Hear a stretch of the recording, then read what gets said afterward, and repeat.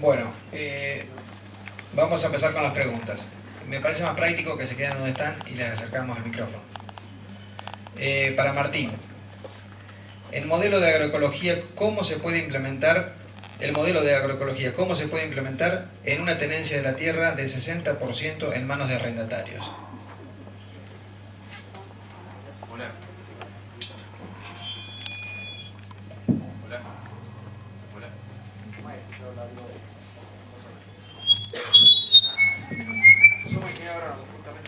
Hola. Hola. Yo creo que nosotros tenemos productores, tenemos alrededor de entre 15 y 20 productores de la zona y extra zona nuestra que estamos trabajando. Todos tienen campos arrendados. El mismo Juan Kier son 650 hectáreas y tiene 250 que son arrendadas.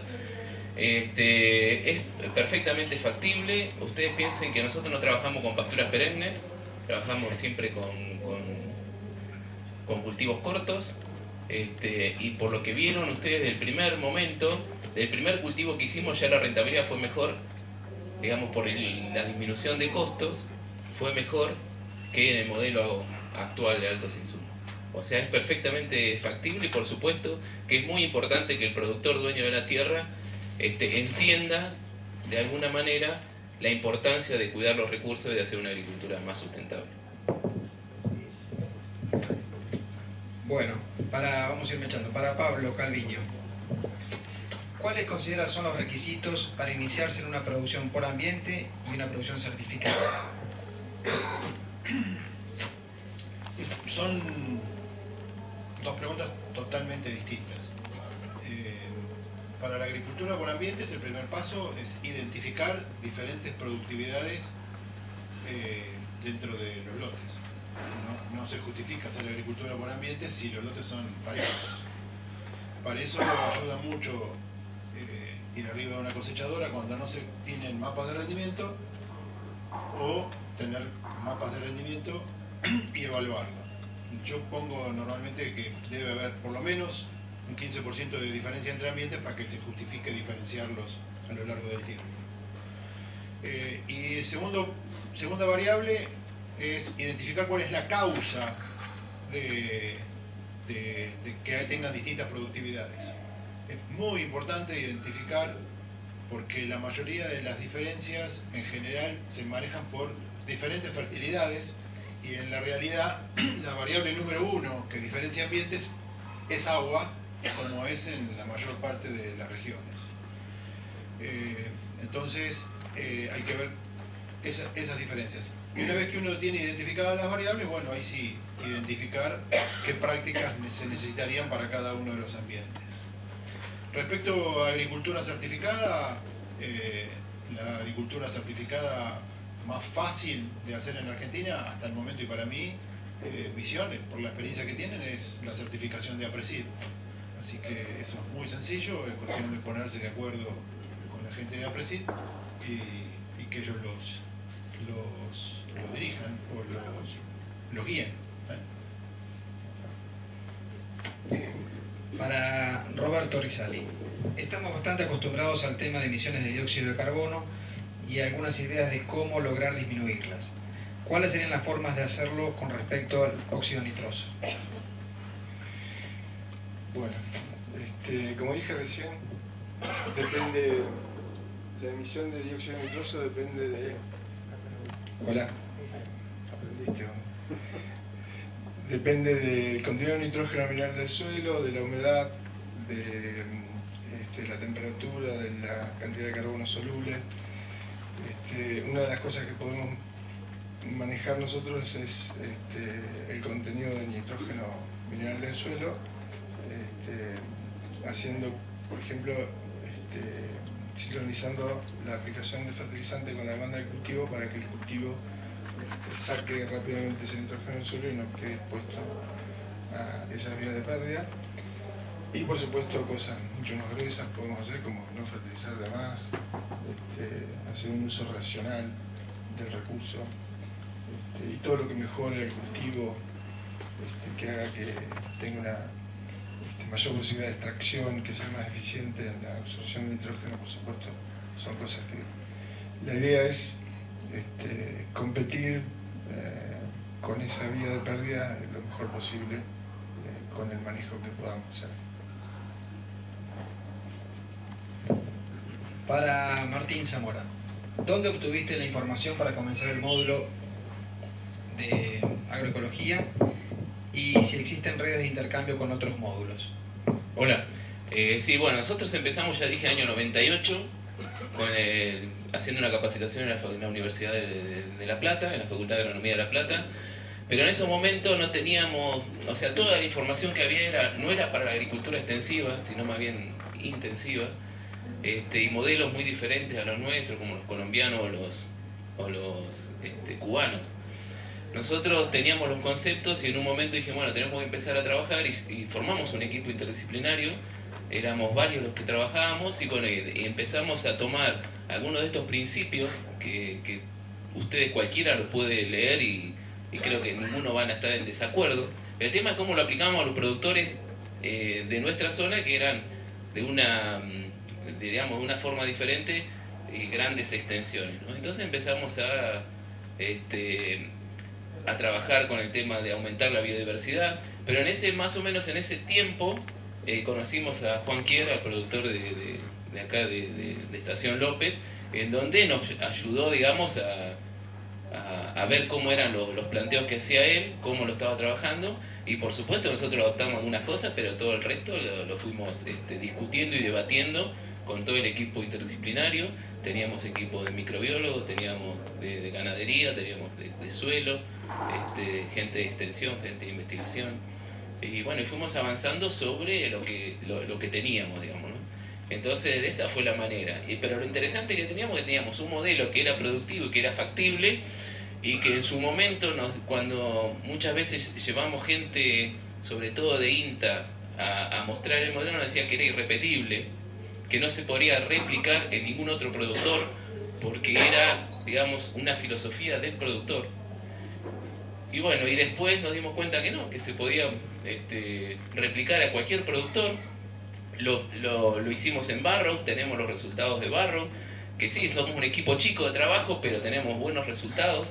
Eso lo empezamos a presentar en reuniones como estas, se empezaron a interesar productores, hoy tenemos más de 20 productores que estamos trabajando. Hay un caso muy interesante que todos deben conocer, el caso de Guaminí, donde la municipalidad empezó a trabajar, también muy exitoso, y como eso hay cada vez más gente que está tratando de hacer esa transición hacia la agroecología, digamos, de una manera de bajar, algunos lo ven como una manera de bajar costos productivos y otros porque le interesa el tema de alimentos sanos.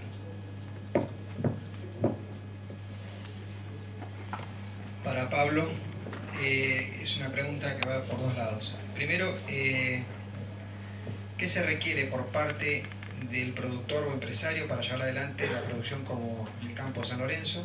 Si se requiere escala, conocimiento del impacto de las prácticas, esa es una. Y por el lado de los técnicos, dice, para llevar adelante la producción como en San Lorenzo, por parte de los profesionales se requiere tiempo, conocimiento. Hoy les hablé de espalda, después me di cuenta que era una falta de respeto. La visión que yo tengo es que lo más importante de San Lorenzo es la gestión empresaria y la acumulación de conocimientos y la puesta en marcha de los conocimientos. Eso todo en forma conjunta llega a esto. La generación de conocimientos se logra muy fácil cuando uno trabaja a nivel de grupos de productores, llamémosle grupos CREA que sean inquietos, grupos de APRESID que sean inquietos, grupos X que sean inquietos y que tengan cable a tierra con la información básica. No hay nada más malo que hacer una experimentación, terminar la experimentación y no saber en cuántos años se repite esa experimentación o cuáles son las variables que llevaron a ese resultado. Bueno, nosotros trabajamos dentro del grupo CREA también, trabajamos mucho en conjunto con distintos grupos de investigación. Y eso es lo que básicamente fue dando el nivel cómo hacíamos para que las cosas sean repetibles y cuáles eran los factores que estudian la repetitividad. Para que tengan una idea, cuando les mostré el caso del manejo de nitratos en la fina, o de nitrógeno en la fina, estudiamos cuál era la probabilidad de ocurrencia de eventos, ¿no?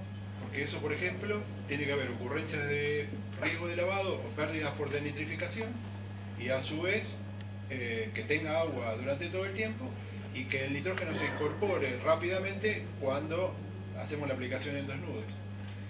Simplemente como tecnología de conocimiento, ¿no? Y lo que vimos es que, por ejemplo, para Tandil había un 72% de posibilidades de que el producto aplicado el 1 de octubre se incorpore en los siguientes 7 días. En cambio, para Tres Arroyos, la probabilidad de que se incorpore era solo del 27%. Entonces es una práctica que se da para esta zona, pero ya a medida que nos vamos hacia el sudoeste, hay que cambiar de práctica, ¿correcto? O adelantar la fecha de esa segunda aplicación. Y también seguramente van a tener menos riesgo de lavado, pero tienen tosca, entonces se lava más fácil porque llega la tosca y se va por la plancha. Es decir, todas esas cosas generan conocimientos. No hay nada más grave que aplicar agricultura de precisión mal. En el 95% de los casos que se hizo agricultura por precisión en los primeros años de la Argentina, se diagnosticaba que había que aplicar más nitrógeno donde había más rendimiento y menos nitrógeno donde había sequía, donde había menos rendimiento. El concepto en principio no está mal. El problema es que me voy a Córdoba, menos rendimiento significa menos arena significa menos materia orgánica, más arena significa menos materia orgánica. Es decir, que yo era el culpable de que en los años buenos, o sea, el que tomaba la decisión, yo no fui. En ese caso, tengo otras. Aplico menos nitrógeno, pero en el año bueno me lo pierdo, porque tengo menos capacidad de mineralización porque tengo arena. Acá pasaba lo mismo, las lomas producían menos nitratos. Entonces, pero en los años buenos producían tanto como los bajos. Entonces, había que tener el manejo como para poder lograr eso. ¿Se entiende? Eso es con las variables dinámicas. Con las variables que no son dinámicas es mucho más fácil hacer agricultura. Todo eso es conocimiento. Y eso es lo que fuimos pudiendo lograr gracias a una íntima interacción dentro de un grupo de trabajo que era inquieto, con estaciones experimentales y sobre todo con investigadores que nos dieron bola. Les diría que casi todos los grupos de investigación dentro de la producción nuestra tenemos publicaciones en Journal con el grupo de malezas, con el grupo de suelos, con el grupo de ecofisiología, sigo. Entonces, todo eso es conocimiento. Ahora, ¿hace falta generar conocimientos? Y bueno, si ya el grupo viene trabajando y ya tiene esos conocimientos, o aprovecha conocimiento de otro lado, es mucho más rápido. ¿Tá? ¿Y la otra? Y la otra era para los técnicos, bueno, una era la parte de los productores y la otra la de los técnicos. Y los técnicos tienen un desafío enorme. El desafío enorme es tratar de tener criterio y sobre todo saber dónde buscar la información. Y ese es el desafío que yo les aconsejo que tengan. Siempre tener información confiable, no hay nada más grave que el Google. Y siempre tener información confiable, saber dónde ir a buscar la información y tener criterio para aplicarla.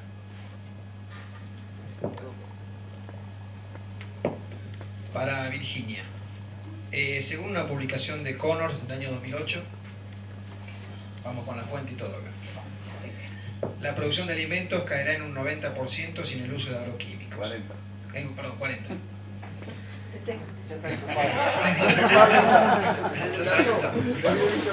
¿Cómo se podría evolucionar en el tema de la producción de alimentos sin el uso de los mismos?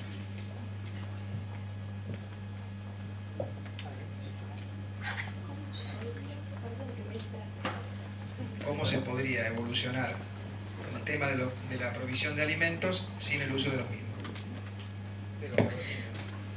Claro, en realidad esa pregunta tal vez está más ligada a lo que mostró Martín, ¿no es cierto? Perdón, estaba hecho para ambos. Martín, vení. Perdón. No se me iba a escapar. No, nos gustaría tenerle la Qué opinión de los dos, ¿no? No, yo voy a tomar los conceptos que dijo recién, que una información de 2008 ya es vieja, ¿no dijiste vos? Para mí hay que cambiar esos conceptos.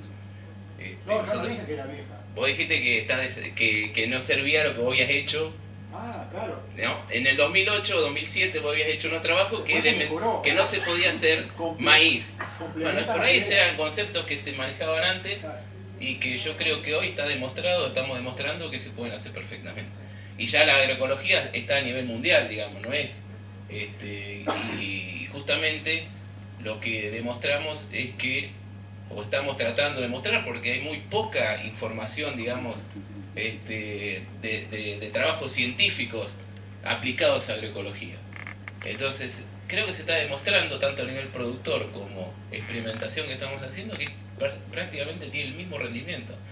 Si ustedes van al caso de Juan Kier, que es, lo tomó la FAO, y está en la FAO como un emprendimiento exitoso de agroecología a nivel mundial. Tiene 300 kilos en promedio más abajo que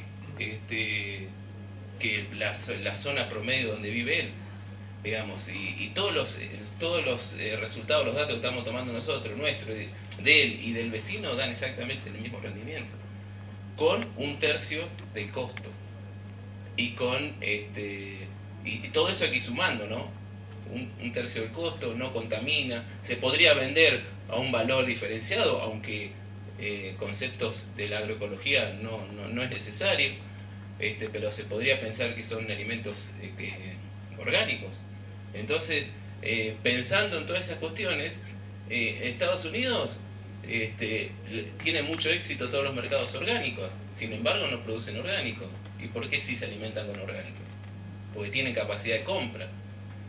¿Me explico? Nosotros si tenemos que pagar más por los alimentos orgánicos, ¿quién se va a alimentar bien? Los que tienen capacidad de compra para comprarlos. Entonces hay que pensar todas esas cuestiones. Entonces por eso nosotros pensamos que la agroecología puede ser una alternativa viable si hay investigación, si crece la investigación en agroecología. Por eso es muy importante, nosotros tenemos una red de agroecología en el INTA que nos da apoyo, y formamos, creo que había otra pregunta que hablábamos si teníamos, hay una red de agroecología donde hay módulos experimentales en todo en el INTA y que se está trabajando muy bien, se está generando información, pero toda información nueva, bien poquitos años de trabajo. Creo que lo que más años tenemos somos nosotros. ¿Querés agregar un comentario? No, ya lo dijo Martín, pero en realidad la pregunta que se me ocurrió, porque me sorprendiste, es ¿por qué si vos querés producir alimentos? Sí, no importa. Es una torsión muy baja.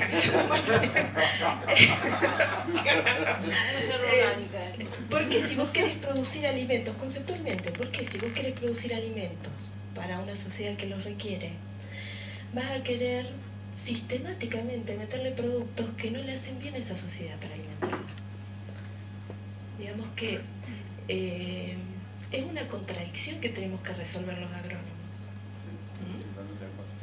Y bueno, ya lo desarrolló Martín. Pará, ya que estás con el micrófono, te paso. ¿Qué parámetros sugerís vos para medir en el uso de una mejora, para tener una mejora en el uso de herbicidas, fertilizantes, por ejemplo, medir residuos de plaguicidas en granos o algún otro? Algo que sea de práctica de uso. ¿Qué? Me está soplando. No, Está detrás de bambalinas. Claro, me está soplando porque nosotros en algún momento hicimos una presentación similar en APRESID y hablamos del concepto de eficiencia. Y ahora lo recordamos con la presentación de Roberto. Los agrónomos hablamos de eficiencia de uso de nitrógeno, de agua, de radiación. No hablamos nunca de la eficiencia de uso de los plaguicidas. Y hay información internacional en el libro que mostró Martín, que lo pueden bajar de la web. Nosotros hicimos el cruce de información entre lo que se reporta desde Argentina como producción al Banco Mundial Y la FAO, algunos países reportan la cantidad de plaguicidas que utilizamos para lograr esa producción. Y Argentina es uno de los países menos eficientes en el uso de agroquímicos por tonelada producida de grano. Entonces, digamos, a nivel global uno podría intentar establecer eso que nos gusta tanto de hablar de eficiencia, aplicarlo ya a los plaguicidas. Ahora, en el día a día hay que ver si vale la pena aplicar, porque no tiene sentido estar midiendo las macanas que nos mandamos. Hagamos lo que está diciendo Pablo. Este lote requiere la aplicación, tiene la plaga, tiene la maleza. ¿Por qué nos ensañamos con aplicar siempre? ¿Todo el lote o un rincón? Un rincón. Beto. No, yo diría que una forma que se puede medir es que midamos cada uno de nosotros los plaguicidas que tenemos en el cuerpo, ya sea la sangre o porque eso lo plantean. Yo hablo mucho con organizaciones, digamos, claro, que no, más que nada ambientalistas, y ellos plantean eso, porque no sabemos, pero nosotros todos tenemos, no te dicen cuánto, si tenés o no tenés plaguicidas en el cuerpo, te dicen cuánto tenés. Y gente en desarrollo que se lo ha hecho, tiene 7 veces las cantidades que exceden el umbral. 7 veces. Gente de desarrollo que por ahí no tiene tanto contacto con el campo. Entonces, si empezamos a generar estas cuestiones, o este tipo de conciencia, por ahí sirve o ayuda a cambiar un poco el pensamiento. Bueno, nos aparece el colesterol. Nos aparece el colesterol, Martín, aquí. Martín, ¿cuáles son las mayores limitantes que vos ves para que los asesores y los productores adopten un sistema agroecológico? Y creo que, bueno, por eso puede aportarlo. Acá está Agustín Barbera, que trabaja con los productores y ha hecho su tesis justamente en eso, de las limitaciones que tiene el modelo, pero tiene que ver con la falta de información, ¿no? Y que, por ejemplo, no hay información a nivel de estación experimental de INTA o de universidades. No sé, si querés aportar, lo paso. Hola, bueno, no, perdón. Con respecto a lo que decía, me llamo Agustín Barberas, yo trabajo en la Chacra de Barro, también con Martín, estoy en la parte de extensión, trabajando con la transición esta entre los productores y el vínculo con la chacra. Lo que a priori antes de empezar a trabajar con los productores veíamos era que en el sector agropecuario, haciendo entrevistas a varios actores, lo primero que veíamos era que se veían todas las problemáticas que mencionamos en el día de hoy, que mencionaron los expositores, pero no se veía como una alternativa cambiar el modelo. Es decir, se veía, bueno, mejoremos lo que estamos haciendo, bueno, hagamos más rotaciones, mejoremos el uso de los agroquímicos, pero no se planteaba cambiar el modelo, que es lo que explicó Martín, ¿no? Que el modelo es claramente dependiente de los agroquímicos, o de todos los insumos, no solamente de agroquímicos. Entonces, esa era la principal limitante, que veíamos que para que no se distribuya mal la agroecología o se vea como algo más viable, que se vea la necesidad de cambiar la forma en que hacemos las cosas. No quizás eficientizar más todo lo que venimos haciendo. Después que empezamos a tener productores interesados y que arrancamos, creo que lo principal, más allá de si tiene tierra, si alquila, si superficie, si tiene más, si tiene menos, es que esté convencido de que hay una manera diferente de hacerlo. Vemos casos con productores que se han interesado, pero por ahí un poco más temerosos, que arrancan con un lote, medio lote o con algunas prácticas nada más, tarda mucho más ese cambio y es mucho más difícil ver los resultados que quizás mostró Martín hoy acá. En cambio, productores que se han convencido de que podía hacer las cosas de otra manera, los cambios son más, por ahí, más convincentes. Martín, última pregunta. ¿Se tuvo en cuenta el costo operativo de horas hombre en el análisis económico que presentaste? Y segundo, es cómo impacta en uno y en otro sistema sobre la generación de trabajo y su distribución campo-ciudad. Bueno, sí, mirá, en el costo está incluido la mano de obra de las labores, como UTA, digamos, con valor técnica varada. Ese es el costo que está incluido en la mano de obra. como los dos sistemas, porque también surge, digamos, es cierto, la agricultura, digamos, pura, ocupa menos mano de obra por hectárea, y siempre surge la idea de que la agroecología necesita más mano de obra. Nosotros no lo vemos así. La agroecología, vista de una mirada, digamos, sistémica y de un sistema mixto, agrícola-ganadero, ocuparía la misma mano de obra que un sistema mixto bajo agricultura actual, digamos, ¿no? Exactamente lo mismo. Ahora, algunos dicen que tenés que hacer más seguimiento del lote, más caminar más el lote, que eso por ahí puede ser, sobre todo si estamos en el inicio de la transición, pero lo que nosotros vemos ahora, que nosotros en el módulo agarramos la semilla de trigo que cosechamos el año pasado, la ponemos a la separadora y sembramos. Si queremos no volvemos, nosotros lo tenemos ahí al lado al módulo, que por supuesto están todos invitados a verlo, conocerlo, también en campo de Juan Quier, pero nosotros podemos haber sembrado el trigo en julio y lo íbamos a cosechar en diciembre y cosechábamos 3.300, 3.500 kilos. Lo mismo que se cosechó en el otro lote, que ese tuvo que hacer un control de maleza, control de enfermedades, fertilizaciones, cura semillas en las semillas. Miren todas las cuestiones que tengo que hacer, cuánto mano de obra necesita todo eso. O sea que es, en definitiva, yo considero que no necesita más mano de obra que una agricultura mixta común. Digamos, la idea es hacer parcelas lo más chicas posible cuando pastoreo, tratar de tener el agua también en el lote y hacer, cuando hago suplementación, hacerlo en el lote y no en el corral, digamos, ¿no? Es sencillo, digamos, no tiene ninguna otra misterio.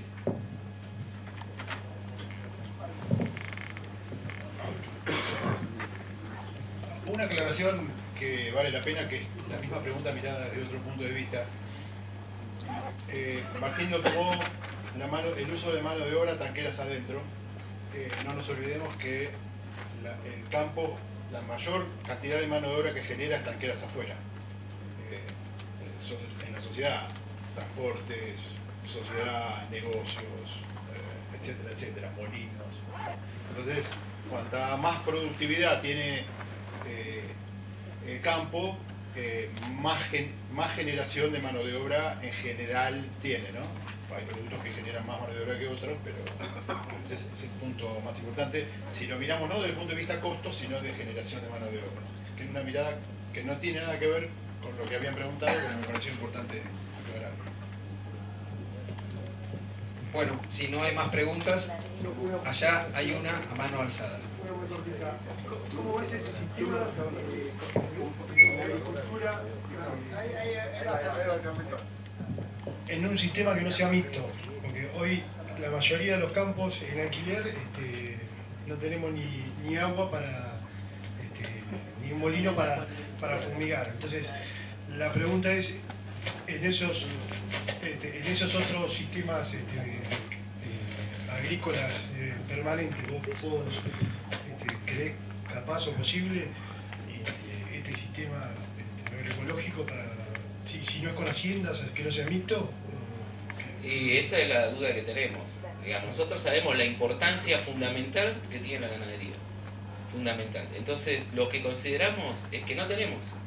Tenemos muchos productores que están interesados. Nosotros vemos que se perdió mucha de la ganadería que se estaba haciendo y pasan los casos que no tienes más alambrados, no tenés aguadas. Supuestamente nos habían dicho que la agricultura era más rentable que la ganadería, por eso nos quedamos. Pero hoy la agricultura no puede volver a comprar la ganadería. Y si era más rentable, entonces también no tenemos que hacer ese tipo de preguntas. Y bueno, otra externalidad. Pero bueno, nosotros vemos que hay productores que se la ingenian. Toman vacas a capitalizar, cobran por los pastoreos. Es mucho más complicado. Y si nosotros no tenemos la fundamentación de la importancia de la ganadería, sí o sí vamos a tener que hacer algún cambio y utilizar agroquímicos. Pero en algunos casos se puede suplantar, simplemente con un rolado, una benavicia. Eso se está haciendo y se podría hacer. Pero hay muchos otros, digamos, aportes que hace la ganadería que es imposible.